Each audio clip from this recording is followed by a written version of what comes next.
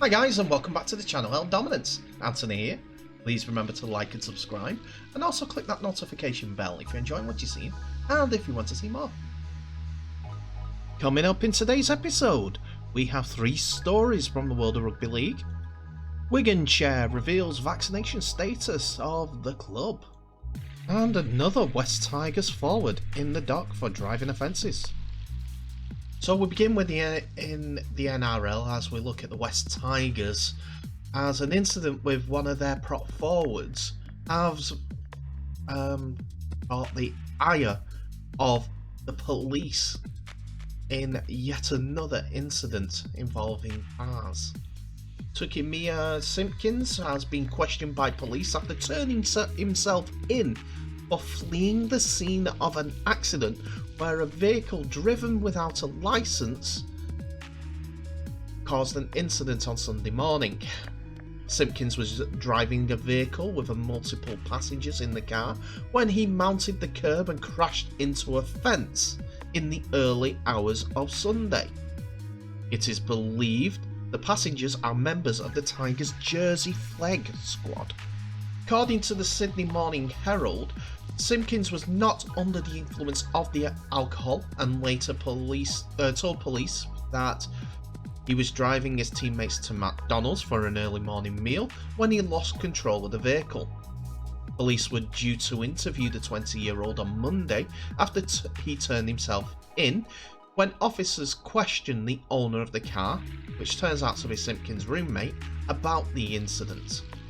The NRL have confirmed that West Tigers have reported the matter to the Integrity Unit and are allowing the New South Wales Police to deal with the incident.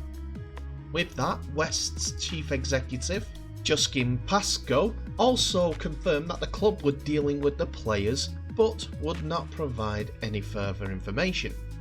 It is a matter for the police and the club will make no further comment at this stage, Pascoe told the Herald on Monday afternoon. The Tigers later released the statement on Monday afternoon. West Tigers have been made aware of an incident involving NRL player Tukimia Simpkins, the statement read. The club has alerted the NRL to the matter and will come to work with the NRL Integrity Unit as needed. As this remains an ongoing legal matter, the club will make no further comment at this time. The young forward Simpkins, who hails from Rotorua in New Zealand, has played 5 NRL games for the Tigers after making his first grade debut in 2021 and is considered one of their brightest young prospects. Simpkins joined the West Tigers from North Queensland Cowboys at the start of 2020 after agreeing a 3-year deal, which means he still has 2 years remaining on his club contract. It comes after drama-plagued forward Zane Musgrove this month pleaded guilty to a charge of driving for getting behind the wheel of a BMW in November last year, despite being just 2 months into a 3-month licence suspension. He's due to appear in court yet again next month.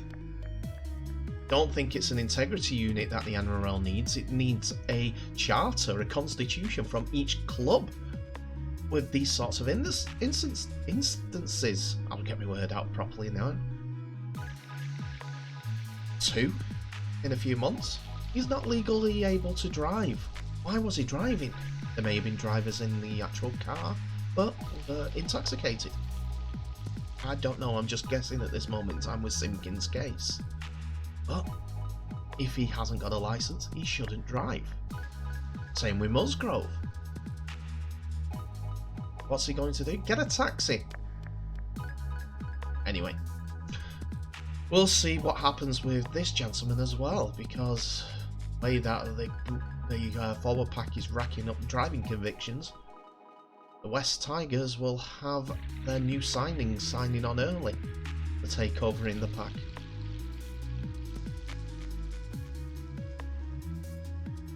So now on to our minute stories. We're going to bring you 3 stories from the last week that we haven't covered, which we should be covering. And we're going to begin with the Canberra Raiders, as they have seemed to have found their replacement for Josh Hodgson for 2023 going forward.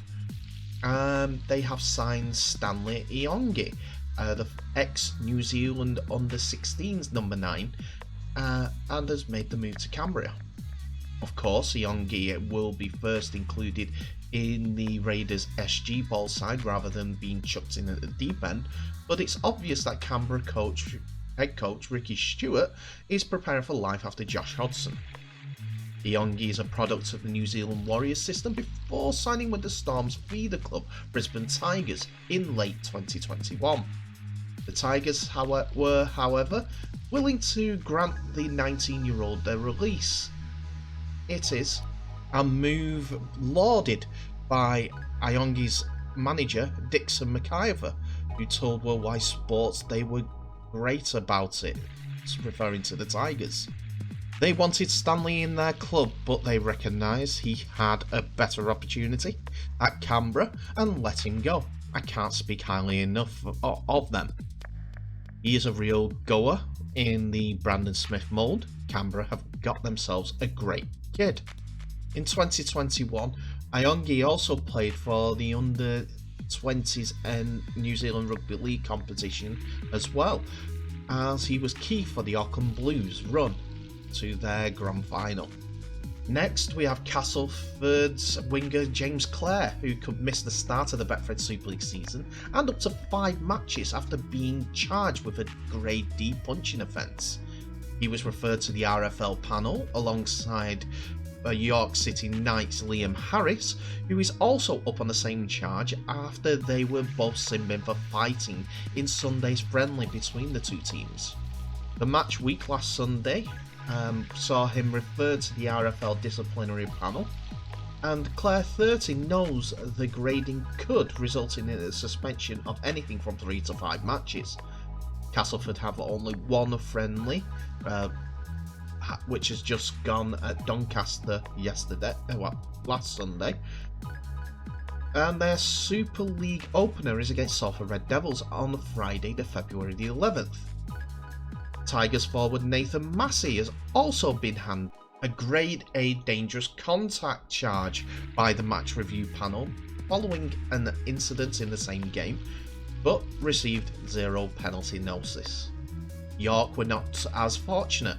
Their main signing, Paulie, received a 2-match penalty notice for a Grade B dangerous contact, meaning he could miss their championship opener with Featherstone on Monday, while Jacob Ogden was handed a 1-match penalty notice for a dangerous contact, while Halifax's Jacob Fairbank was given the same suspension for a late hit in the side's friendly at Wakefield Trinity.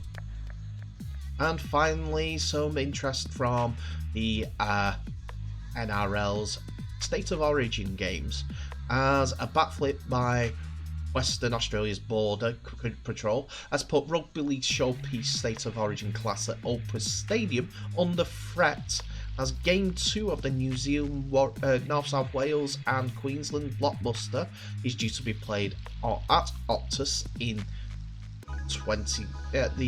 June the 26th, but due to the rule changes with COVID, it could be cancelled, and that would mean a huge financial loss for the state.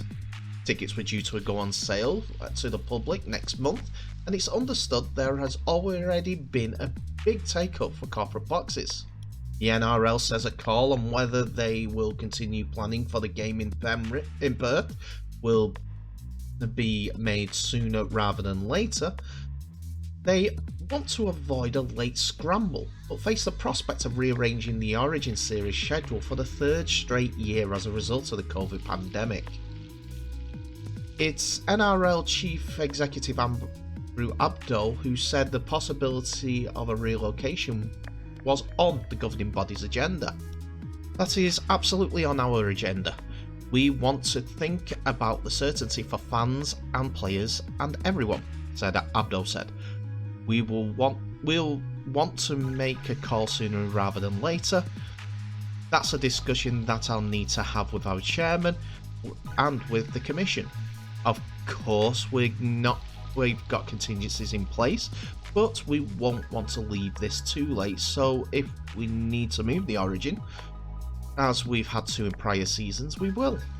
Western Australia's state government is understood to have paid $5 million to secure the game, but Tourism Western Australia said it was up to the NRL whether it was canned this year. Optus Stadium staged a 2019 State of Origin 2 that drew a then record 59,721 fans, who watched New South Wales dominate Queensland 38 points to 6 to level the series before winning the decider in Queensland.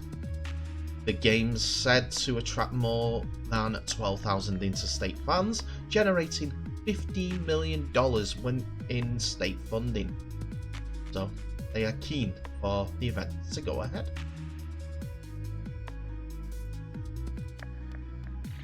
So, Wigan Warriors owner and chairman Ian Lenigan has taken a bold step of confirming how many members of the Chariot Whites squad are vaccinated against COVID-19. In what's a difficult subject to talk about for some, vaccination statuses have led to questions over certain players' futures owing to their stance against the jab affecting their working life, with players like Luke Thompson's time at Canterbury coming under threat due to his opinion on the vaccine, whilst fellow Canterbury man, new signing at the time, John Asiata, was released by the Bulldogs and subsequently joined Championship side and local rivals to Wigan Warriors, Lee. With the current climate in France, it has become such a bigger deal than what people have expected. The government across the channel has given the all clear for vaccine passes, meaning anyone wishing to enter a stadium must be a vaccinated person, meaning that unvaccinated players would not be able to take on Catalans and Toulouse next season. However, that doesn't seem to be a problem with Wigan after Lenihan confirmed that all but one Wigan players have been fully vaccinated, and that's according to Wigan Today. As the identity of the unvaccinated player, that remains unknown. However, Lenihan stated that it's important that players aren't forced to have the vaccine, but instead persuaded amicably and for the right reasons. Lenihan was quoted in the Wigan Post in saying about the vaccine, "When you are speaking about religious, cultural and any other reasons, you cannot force, but you can persuade. People have their own reasons why they choose not to be vaccinated. For a younger player, and even so more so for a older one, you want to play every game in the season. And you've got 2 games away in Toulouse and Perpignan. I've seen what the NRL are doing, and the French scenario is quite important. Look at Djokovic and tennis in Australia. Everyone has the same problem. We are in a good place, and the fact that scrums are coming back is obviously a tribute to the percentage of vaccinated players being high. It's winter in the UK at the moment, and if I was given the option to play rugby league, no matter what condition I am in at this moment in time, brittle legs and a bit of a podge after Christmas, and I get offered to play in the south of France, in Perpignan and in Toulouse, I know where I'd be heading. Yeah, I'd be going over and playing in France. I must say that because I'm fully vaccinated. But if I was given those options, I'd definitely go, yeah, definitely. I'll get vaccinated for that. It's a once in a lifetime experience. You never know. It could be the case if my prediction about Toulouse doesn't come to fruition. But then again, to the World Cup as well, you're going to be facing against people that have got different vaccination levels in 2022. So why not protect yourself? You may not have it, but you may contract it through contacting a scrum or something like that. Get vaccinated, people. That's my stance.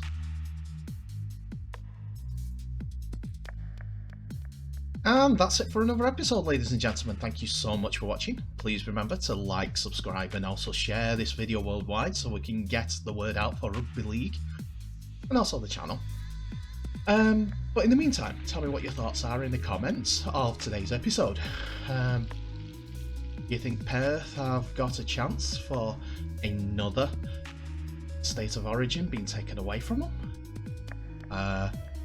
Is that because there is not a rugby league club up there, really? What about any of the other stories that we've gone through today? Tell me in the comments what your thoughts are. Bans are being issued out already just because of friendly games. Yep. So they're officiated by referees and they have to be reported as proper. No more said about that. But in the meantime, thank you so much for watching. Please remember to share this video with all your mates and tag them in so that they can get us be subscribers also. And I will say thank you for watching. All the best. Stay safe. And I'll see you in the next episode.